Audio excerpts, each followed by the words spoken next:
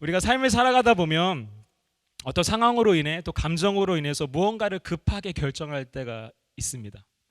제가 처음 캘리포니아에 와서 집을 구해야 되는데 제가 살던 시골하고는 많이 달랐습니다. 왜냐하면 너무 집도 비싸고 여러 가지로 선택할 수 있는 옵션이 많이 없었습니다. 그래서 급하게 결정하고 들어간 집이 2층 집이었는데 그 2층에 밑으로는 다 이제 자동차 차고가 있었어요. 가라지가 4개가 이렇게 있고 그 위에 저희 집이 있는 그런 구조로 돼 있었던 집이었습니다. 근데 감사하게도 주인이 한국 분이셔서 복잡한 절차 없이 쉽게 들어갈 수 있었어요. 근데 문제는 이사 후에 시작이 되었습니다. 1층의 차고문이 열릴 때마다 집이 이 셀폰 진동 울리는 것처럼 즈즈 이렇게 떨리기 시작하는 거예요. 이게 낮에는 괜찮은데 밤에 잠이 들만할 때 이렇게 울리면 잠이 번쩍 깨는 그런 일들을 계속 경험하게 되니까 마음이 어려웠습니다. 왜 이런 집으로 들어와서 이렇게 힘들게 살아야 되나. 근데 설상가상으로 여름에는 집이 너무 뜨거웠어요. 그래서 낮에는 집에 좀 있기가 힘들 정도로 집이 뜨겁고, 그리고 더 큰 문제는 집 바로 옆에 그 프렛 하우스라 그러죠. 우리 컬리지 학생들이 모여 사는 그런 집이 이렇게 있었어요. 그래서 이 주말만 되면 꿍짝꿍짝 아이들이 꿍짝에 맞춰서 고개를 흔드는 그런 것들을 보게 되니까 마음이 쉽지 않았습니다. 근데 이제 지나고 나서 보면 이것이 추억이 되고 지금의 상황과 비교하면서 감사의 조건이 되는데, 우리가 어떤 상황이나 시간에 쫓겨서 무엇을 결정하게 되면 대부분의 경우가 좀 후회하고 왜 그랬을까, 어떤 그런 마음들이 드는 경우를 많이 생각하게 됩니다.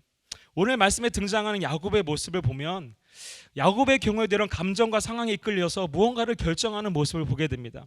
창세기 45장 26절에서 27절 말씀, 오늘 본문에 바로 전 말씀이 있는데, 이 말씀을 보시면 애굽에서 돌아온 요셉의 형들로부터 야곱은 죽었다고 생각했던 요셉이 살아있다라는 소식을 듣게 됩니다. 처음에는 믿지 못해요. 도저히 믿을 수 없는 그 말들을 했기 때문에 믿을 수가 없었는데, 그 요셉이 형들에게 직접 한 말을 전해 듣게 되고, 또 애굽에서 요셉이 보낸 그 수레를 보게 되니까 그 마음 가운데 정신이 번쩍 들었어요. 정말로 요셉이 살아있구나. 그래서 28절 말씀에 보시면 야곱이 이렇게 고백합니다. 내 아들 요셉이 지금까지 살아있으니 내가 죽기 전에 가서 그를 보리라 하니라. 22년 전에 죽은 줄만 알았던 요셉이 살아있다는 소식을 듣게 되니까요, 이 사랑하는 아들 요셉을 만나고 싶은 이 마음 때문에, 이 사랑 때문에 그 마음에 이끌려서, 그 감정에 이끌려서 그 자리에서 바로 내가 애굽으로 내려가겠다라고 결정을 하게 됩니다. 사실 야곱의 인생을 살펴보면 그 평생의 많은 부분이 이 감정 때문에, 그 감정에 이끌려서 살아온 모습들을 보게 됩니다. 첫 번째는 라헬을 사랑하는 마음 때문에 14년 동안 삼촌의 집에서 봉사를 하게 됩니다.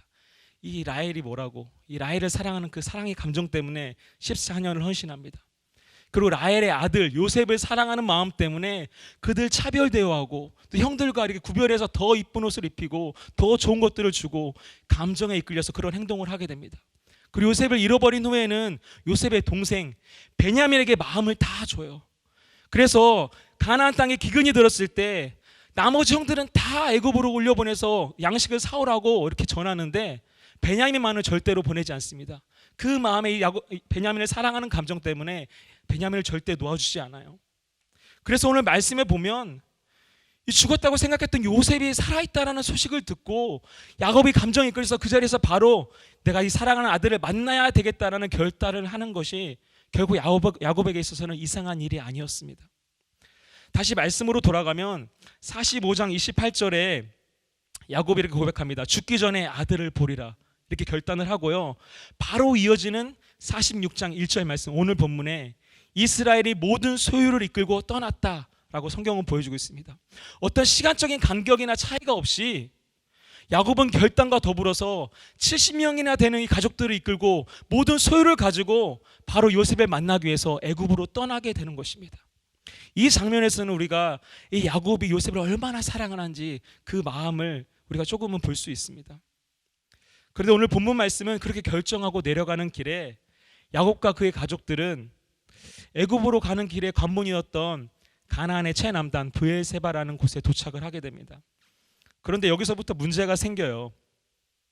사랑하는 아들을 만나고 싶은 마음에 애굽으로 내려가기로 결정하고 실제로 모든 소유를 이끌고 이동을 했는데 애굽을 목전에 둔 이 브엘세바에서 야곱은 큰 고민과 두려움에 빠지게 됩니다. 왜냐하면 야곱에게 있어서 애굽이라는 곳은 그들의 가족을 다 데리고 이주하기에는 뭔가 껄끄러운 지역이었어요. 그 이유를 살펴보면 애굽이라는 곳은 이스라엘 민족에게 좋지 않은 경험들을 이전해 주었습니다. 첫 번째는 창세기 12장에 보시면 야곱의 할아버지 아브라함이 말씀에 따라 이렇게 도착을 한 그곳에서 기근이 오자 점차 남방으로 이동을 하게 되가 결국은 어디까지 가죠? 애굽으로 들어가게 돼요. 근데 애굽으로 들어가서 아내를 아내라고 말하지 않고 속이면서 그 왕에게 그 아내를 빼앗기는 그런 아픈 경험을 당하게 됩니다. 그리고 창세기 26장에도 보시면 아버지 이삭도 그가 살던 땅에 흉년이 들어서 애굽으로 내려가려고 결단을 하고 움직이지만 하나님께서 그날 말씀하세요. 애굽이 아니라 그랄 땅으로 너가 이동해야 된다. 하나님께서 이삭의 애굽행을 막으시는 그런 사건이 성경에 기록되어 있습니다. 할아버지 그리고 아버지의 이런 경험들을 통해서 이 야곱의 마음 가운데는 애굽이라는 곳이 좀 가기 꺼림직스러운 그런 곳이었습니다. 아무리 요셉을 만나는 그 감정 때문에 쉽게 결정을 하고 이동을 했는데 이미 헤브론을 떠나서 30마일이 넘는 이 브엘세바라는 곳에 모든 가족을 데리고 도착을 했는데 이 야곱의 마음 가운데는 계속해서 불안감이 엄습해 옵니다. 두려움이 엄습해 옵니다. 여러분 혹시 어떻습니까? 무언가를 급하게 결정하고 내 삶 가운데서 어떤 일들을 진행해야 되는데 내 마음 가운데 평안함이 없습니다. 안정감이 없습니다. 아니면 수많은 행동들을 어떤 결정들을 앞에 두고 혹시 우리 가운데 불안감이나 어떤 두려움이 있는 분은 계시지 않으십니까? 그렇다면 오늘 야곱은 이러한 상황 가운데서 어떤 결정을 할까요? 그냥 두려움을 무시하고 애굽으로 내려갈 거야? 아니면 내가 너무나도 급하게 결정한 것 같다, 다시 헤브론으로 돌아가자, 이런 결정을 할까요? 저는 오늘 성경에 나오는 야곱의 모습을 통해서 우리가 삶에 어떤 결정을 해야 하거나 삶에 고민과 어려움이 있을 때 우리가 가장 먼저 해야 할 일들이 무엇인지, 야곱은 이 상황 가운데 어떻게 반응하는지 그 답을 함께 나누길 원합니다. 야곱이 오늘 말씀 가운데 보여주는 가장 중요한 답은 그 삶의 예배의 회복이었습니다. 따라해 봅시다. 예배의 회복. 야곱이 어려운 가운데, 두려운 가운데, 불안한 가운데 선택했던 첫 번째는 바로 예배의 회복이었습니다. 아들을 만나기 위해서 급하게 결정하고 이동했지만 브엘세바에서 그 마음의 두려움과 불안함이 있을 때 야곱은 가장 먼저 예배를 선택합니다. 다른 어떤 것을 우선순위에 두는 것이 아니라 그 삶에 가장 먼저 예배를 회복하기로 결단하고 그 일들을 실제로 실행하는 것을 보게 됩니다. 우리가 다 같이 1절 말씀 함께 보시도록 하겠습니다. 다 같이 읽을게요. 시작. 이스라엘이 모든 소유를 이끌고 떠나 브엘세바에 이르러 그의 아버지 이삭의 하나님께 희생 제사를 드리니. 이렇게 야곱은 창세기 35장 이후로 끊겨 있던 이 예배를 46장에서 다시 한번 회복시키는 모습을 보여줍니다. 여러분, 이 부분이 너무나도 중요합니다. 우리의 삶에 문제가 있고 아픔이 있고 갈등이 있을 때, 우리의 삶에 두려움과 불안함이 있을 때 우리는 가장 먼저 떠오르는 게 어떤 사람이에요, 또 어떤 물건이에요, 또 내가 의지할 만한 어떤 것이에요. 하지만 오늘 야곱은 그 삶에 어려움과 또 고민과 두려움이 닥쳐올 때 가장 먼저 선택한 것이 예배의 자리로 나아가는 것이었다는 것입니다. 우리가 이런 은혜를 얻길 원합니다. 운동선수들이 슬럼프에 빠지면 그들이 하는 것이, 가장 먼저 하는 것이 기초로 돌아가는 거예요. 기초로 돌아가서 가장 기초되는 것들 다시 연습하고 초심을 회복하는 것이 그들이 처음으로 하는 일들입니다. 우리의 신앙도 마찬가지예요. 우리의 신앙이 어려움과 아픔이 있을 때, 우리의 믿음이 흔들리고 세상이 자꾸만 크게 보일 때, 하나님께서 우리에게 원하시는 것은 우리의 신앙의 기초, 하나님과의 관계의 기초인 우리 예배를 돌아보라고 말씀하시는 것입니다.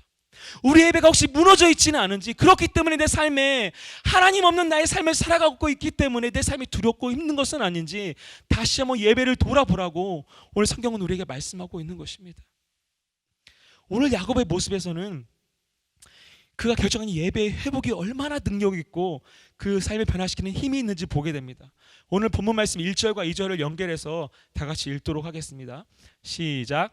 이스라엘이 하나님께 희생 제사를 드리니 그 밤에 하나님이 이상 중에 이스라엘에게 나타나 이르시되.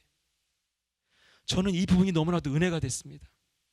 야곱이 브엘사바에서 하나님을 찾고 주님을 경배하고 예배를 회복한 그 밤에 주님께서 야곱에게 역사하십니다.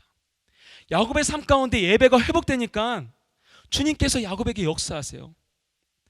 예배가 회복되니까 하나님과의 관계가 회복되어져요. 하나님과의 관계가 회복되니까 하나님께서 야곱의 삶 가운데 역사하고 일하기 시작하는 것을 야곱도 알게 되고 야곱도 경험하게 되는 것입니다.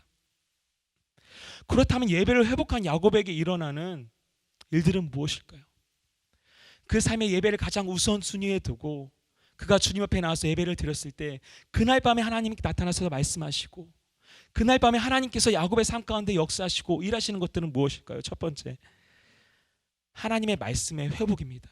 본문 2절과 3절 말씀, 앞의 말씀을 함께 이어서 보도록 하겠습니다. 시작. 그 밤에 하나님이 이상 중에 이스라엘에게 나타나 이르시되 야곱아 야곱아 하시는지라. 야곱이 이르되 내가 여기 있나이다 하매 하나님이 이르시되, 여기까지요. 네. 하나님이 이르시되 야곱의 삶의 예배가 회복되니까 하나님의 말씀이 들리기 시작합니다. 야곱의 삶 가운데 예배가 회복되니까 하나님의 말씀이 회복되기 시작해요. 어떤 상황과 감정이 아니라 이제 그 삶 가운데 하나님의 말씀을 붙잡고 살아갈 수 있는 힘과 능력을 야곱은 얻게 되는 것입니다. 이것이 너무나도 중요합니다. 우리가 감정에 이끌려서 상황에 이끌려서 무엇을 선택하고 결정해서 나가는 것이 아니라 우리에게 가장 중요한 것은 말씀이 정말로 그렇게 말씀하고 있고 정말로 내가 말씀을 기초로 해서 그것들을 결정하고 그것들 향해 나아가고 있는지 없는지를 고민하는 것이 가장 중요하다는 것입니다. 청년들과 이야기를 나누면 그들의 관심사가 대부분 연애와 결혼인 것을 보게 됩니다. 가끔 직장도 있습니다. 근데 제가 청년들과 이 부분을 나누면서 항상 강조하는 것은 바로 말씀이에요. 말씀. 왜냐하면 우리의 감정과 상황은 언제든지 변할 수 있습니다. 하루에도 몇 번이고 바뀌는 것이 상황이고 우리의 감정입니다. 아무리 서로에게 뜨거운 감정을 가지고 있어도 그 감정만을 가지고 어떠한 상황 때문에 우리가 무엇을 결정하고 행동하면 분명히 그것은 실패로 끝나게 되는 것을 많이 보게 됩니다. 그래서 무엇보다도 청년들하고 얘기할 때 너희가 결혼은 하나님이 주신 확신, 꼭 이 말씀의 확신이 있어야지 된다. 이 말씀의 확신이 있어야지 그 이후에 꼭 결혼해야 된다. 말씀의 확신을 가지고 결혼해야 된다라고 꼭 제가 말을 합니다.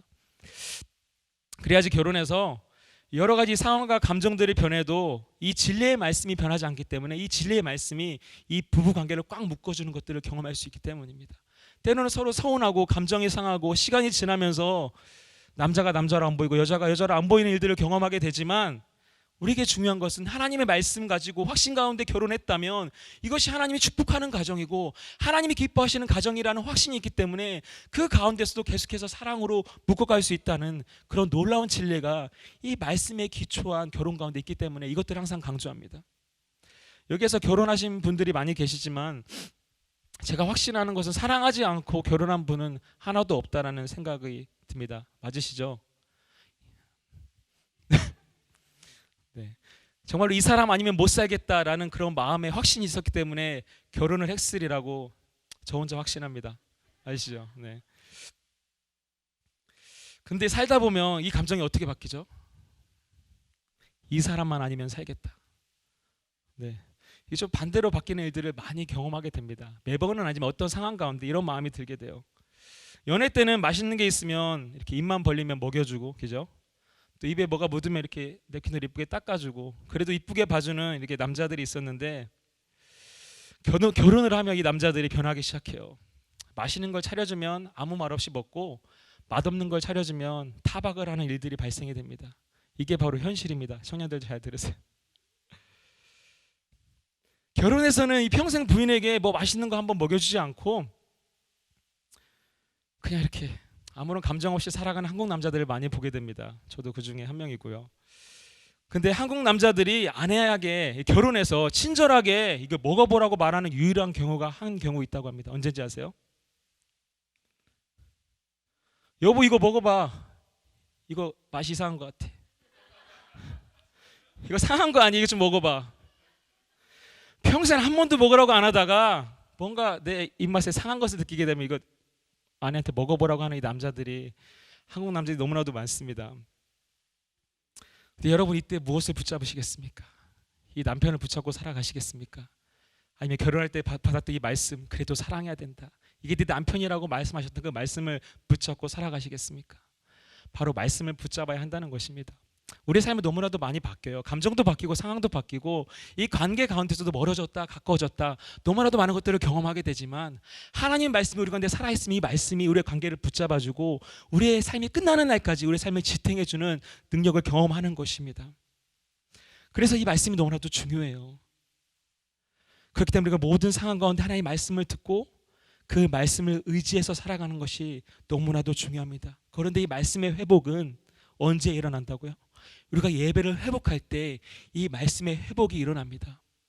우리의 무너진 예배를 일으켜 세울 때 하나님의 말씀이 비로소 내 마음 가운데 내 가슴팍에 들리게 돼요. 하나님께서 계속 말씀하시고 우리에게 주님의 메시지를 계속 전달하지만 우리의 귀가 닫혀있고 마음이 닫혀있을 때 우리가 예배를 회복하고 주 앞에 나아가면 이 말씀이 비로소 내 귀를 뚫고 내 마음 가운데 들어오게 돼요. 그래서 이 말씀이 내 삶 가운데 작동하게 되고 이 말씀 때문에 누군가를 사랑하게 되고 누군가를 용서하게 되고 이 말씀을 힘입어서 오늘 하루를 살아갈 수 있는 그 능력을 얻게 되는 것이 바로 예배의 회복으로부터 일어난다는 사실을 우리가 꼭 기억하시길 간절히 축원합니다. 이것이 바로 야곱이 받은 복이었어요. 그가 비록 감정 때문에 상황 때문에 이끌려서 멀리 브엘세바까지 내려왔지만 그곳에서 예배를 회복했을 때 그때 그날 밤에 하나님께서 야곱에게 말씀하셨다라는 거예요. 이 말씀이 이제는 야곱의 인생을 붙들고 야곱의 인생을 이끌어갑니다. 우리의 삶 가운데도 예배의 회복을 통해서 하나님의 말씀이 나를 주도해가고 이끌어가는 그런 축복을 누리시길 간절히 축원합니다. 예배를 회복한 야곱에게 일어나는 두 번째 일은 두려움이 사라지고 하나님의 비전이 회복된다는 것입니다. 우리가 3절 말씀 다 같이 큰 목소리로 읽도록 하겠습니다. 시작. 하나님이 이르시되 나는 하나님이라 내 아버지의 하나님이니 애굽으로 내려가기를 두려워하지 말라. 내가 거기서 너로 큰 민족을 이루게 하리라. 하나님께서는 야곱의 마음 가운데 있는 두려움을 정확히 보십니다. 그가 예배를 회복하고 주 앞에 나왔을 때 하나님께서는 그 부분을 만지기 시작합니다. 그래서 말씀하세요. 애굽으로 내려가기를 두려워하지 말라. 말을 돌리지 않으세요. 그 마음의 문제가 무엇인지, 그 마음에 고민하는 것이 무엇인지, 염려하는 것이 무엇인지 정확히 보시고 그것을 말씀하세요. 두려워하지 말라. 뿐만 아니라 하나님께서 무엇을 주십니까? 거기서 큰 민족을 이루리라. 비전의 말씀을 주세요. 아직 일어나지 않은 일이지만 하나님께서 비전의 말씀을 야곱에게 허락하시는 것을 보게 됩니다. 이것이 바로 예배의 능력입니다. 예배를 회복한 자들이 누리는 축복이에요. 예배가 회복되면 말씀이 회복되고 그 말씀이 우리 가운데 살아 역사해서 우리의 마음의 두려움을 사라지게 합니다. 그 말씀이 우리 가운데 살아 역사해서 우리가 고민하고 힘들어하는 부분들을 정확히 터치하시고 말씀하시고 그 문제를 해결해 주세요. 뿐만 아니라 우리의 마음의 고민과 어려움과 아픔들을 해결할 뿐만 아니라 우리의 비전을 우리가 어떻게 나아가야 할지, 내 삶에 하나님께서 어떤 것을 이루어 가실지 분명하고 정확하게 우리에게 비전을 제시해 준다는 사실을 우리가 꼭 기억하시길 축복합니다. 하나님께서 야곱에게 두려워하지 말라 말씀하셨고 그 말씀이 야곱의 마음 가운데 들렸을 때 이제 그 마음 가운데 두려움은 완전히 사라지게 됩니다. 여러분, 하나님 말씀에는 이렇게 능력이 있습니다. 우리 금요일날 드려진 예배 이름이 뭔지 아시죠? 금요 말씀 치유 집회. 정말로 말씀이 우리 가운데 살아 역사하길 원합니다. 여러분의 말씀이 중심 가운데 들리고 이게 내 안에 진리로 받아들이게 되면 내 마음을 뚫고 내 마음에 이 말씀이 심기면 이 말씀이 내 안에 작동하게 돼요. 이 말씀이 내 아픔을 치료하고 눈물을 치료하고 내 모든 그 연약한 가운데 회복하는 역사들이 일어나요. 바로 야곱이 하나님 앞에서 예배를 회복했을 때 그 마음 가운데 두려움을 주님께서 정확히 말씀으로 치유하시고 만지십니다. 오늘 여러분의 마음 가운데 어떤 것이 뭔지 문제고 여러분의 삶에 무엇이 고민이고 힘든 부분입니까? 하나님의 말씀이 여러분 마음 가운데 들릴 때 그 말씀이 그 부분을 정확히 치료할 줄 믿습니다. 할렐루야. 그 말씀이 여러분을 회복시키고 여러분을 변화시켜서 이제는 두려움이 아니라 하나님이 나를 치유하셨다는 담대함과 기쁨으로 우리가 살아갈 수 있다는 사실을 꼭 기억하시길 축복합니다. 상황은 달라지지 않아요. 환경은 달라지지 않아요. 하지만 하나님 말씀이 내가 한테 심겨질 때 나의 생각이 바뀌고 나의 마음가짐이 달라져서 나의 앞으로의 행동도 달라지는 것을 여러분이 경험하시길 간절히 축원합니다. 예배를 회복한 야곱에게 일어나는 세 번째 일은 주님이 나와 동행하신다는 확신이 회복되어집니다. 본문의 사전 말씀에 하나님께서는 야곱에게 이렇게 말씀하십니다. 다 같이 읽겠습니다. 시작. 내가 너와 함께 애굽으로 내려가겠고 반드시 너를 인도하여 다시 올라올 것이며 요셉이 그의 손으로 내 눈을 감기리라 하셨더라. 야곱의 예배가 회복되니까요, 이제 야곱은 하나님께서 이제 나와 동행하시는구나, 나와 함께 하시는구나, 어떤 상황 가운데서도 내 옆에 계셔서 나를 인도해 주시겠구나라는 확신을 가지고 살아갈 수 있게 됩니다. 여러분이 이 확신이 우리 가운데 있길 간절히 축원합니다. 삶을 살아가다 보면 아주 단순한 진리인데 하나님이 계시지 않는 경험들을 너무나도 많이 하게 돼요.